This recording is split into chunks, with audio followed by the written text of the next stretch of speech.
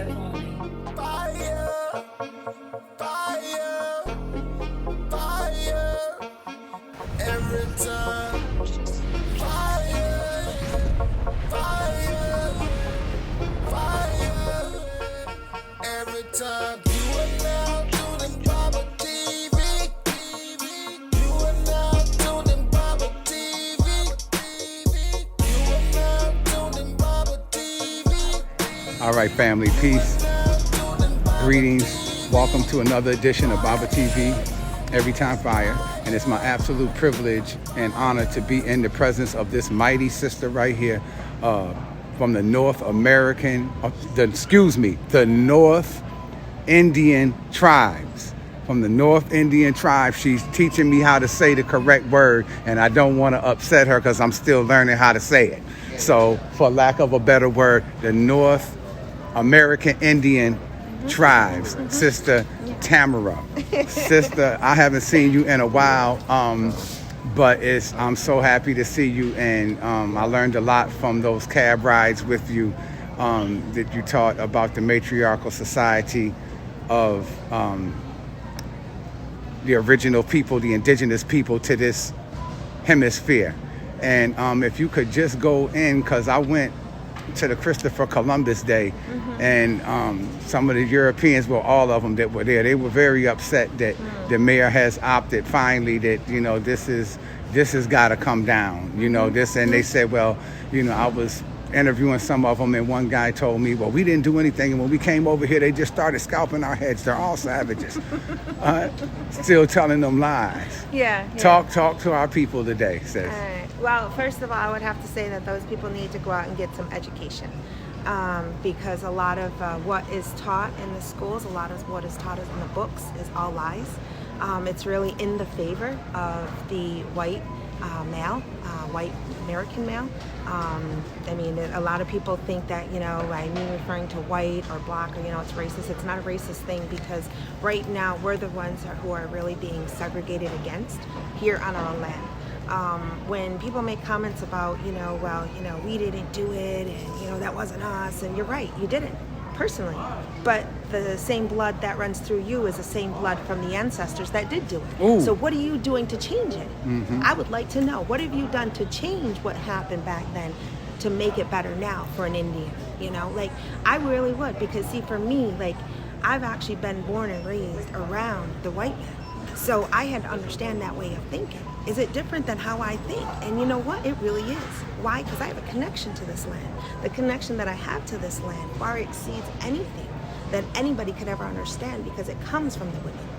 This is Mother Earth. Mother Earth is that important that we are supposed to have enough respect for her to treat her with dignity and pride, and we don't. Right? So that is where in our people, the Nkwanhumi people, matriarch is very important. We go by our mothers. That's where we get our clans. That's where we learn. That's where, we follow, the things that we're supposed to do, as far as even the power that comes along with being who we are. In our culture, it is our clan mothers that hold the power, that actually put the chiefs up. And what has happened is that now, this day and age, society is seeing it's like what do you call it? It's like the runoff, It's like they tried to take what we already had put in place, and they tried to tweak it and make it their own. And this is what you end up with, this is society today. Okay. Ours still, is not, it's not foul-proof. There's still things that are working on it because of the way the society is today. There's been a lot of, corruption that has actually gone through. But as long as we can continue to teach our daughters and my grandchildren and our women how important it is that they are the ones who actually hold the titles and the clans, they are the ones who help change and influence the future of our tribes, our people, and our men. This is something that, we need to share, and other women need to understand how powerful that is. Because right now we're in a state of disarray and confusion and hate, and there's so many things that are going on right now, and it's really very simple. Just spread the love, respect the woman, we all take nourishment from a woman, so You know, we have to start looking at things from different eyes, because right now what's going on is not working. What clan are you from? Bear.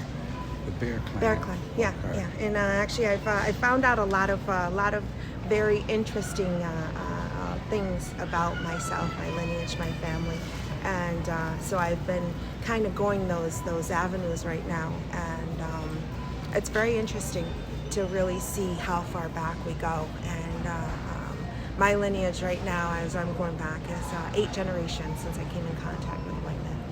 So I don't think very many people can really put that out there in that way, so that's kind of cool.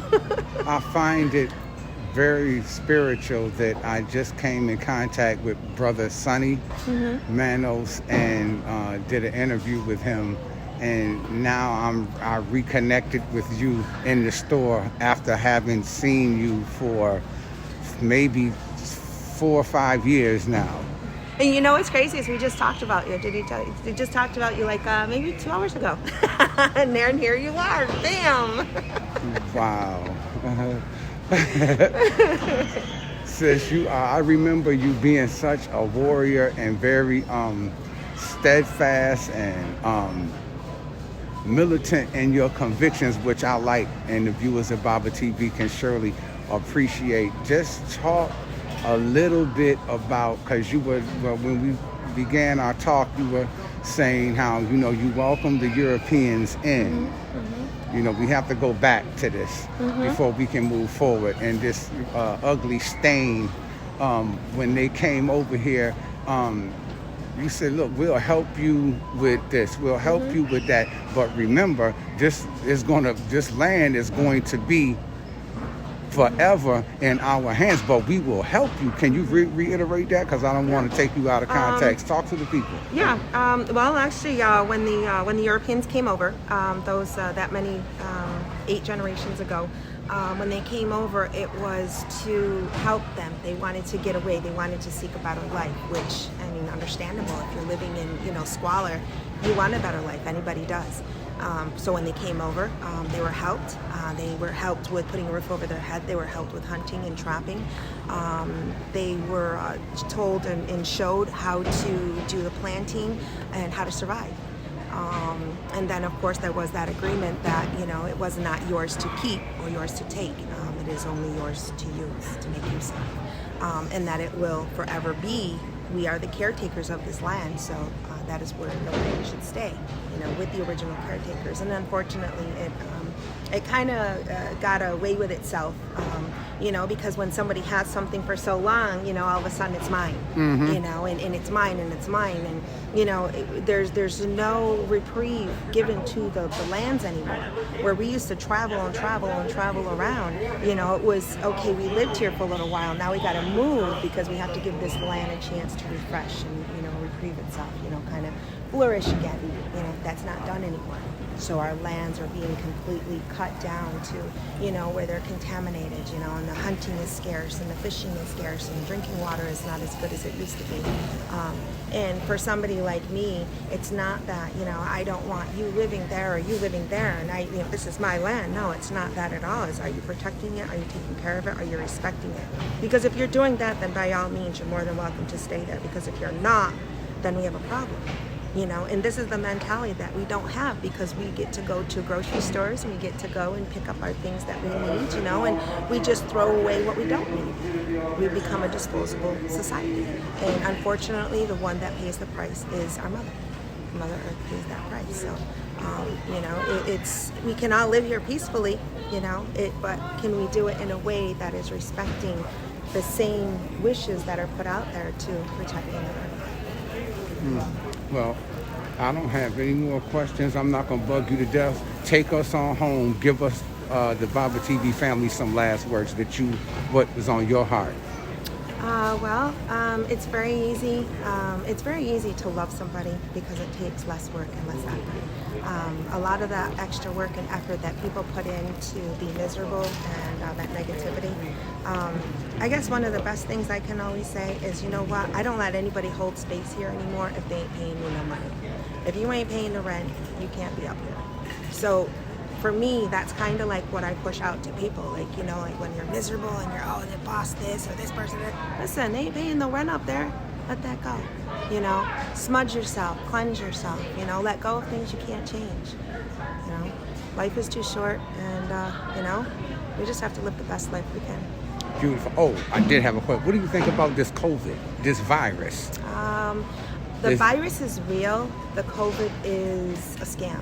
It's a ploy to get your DNA. It's a ploy to actually get the people in. Okay, and see, actually, very quickly, this is the other thing that the understanding I have is that, see, the Indian people have always been the guinea pigs. And if we're the guinea pigs who you're always sending home to go to your little track on your little piece of land that the government gave you, well, you know what? You're just going to keep doing that over and over and over again, right? You're going to repeat that same thing. All right, well, you know what? If we got the Indian people to do it, well, now we need to get the rest of the people to do it so everybody will be in sync. How are we going to do that? Well, we have to create some type of a scare for the people. All these things that we've been putting in place don't seem to really do it. So here, let's put this really big, huge thing out here. You know, there's too many things that have actually come out that actually show that this was pre-planned and premeditated in a couple of different ways. So I know the virus is real because people are getting sick from it. However, you know, I believe it's just it's a practice test. You know, it's a practice test. They want to see, you know, how people are going to actually react to it. They want to see how well everybody's going to listen. They want to see if everybody's going to get that mandated, you know, vaccine. You know, it's a practice. It's a practice run. Thank you for this wellstream of information coming from the Sister Tamara, and it was a pleasure for me to see you. I'm thankful that the Creator, the Creatress, the Divine Mother put us back in connection with each other. I have your number, and I want to continue to communicate with you, sister, in the future. Thank you so much. That would be great. It was nice seeing you. Peace.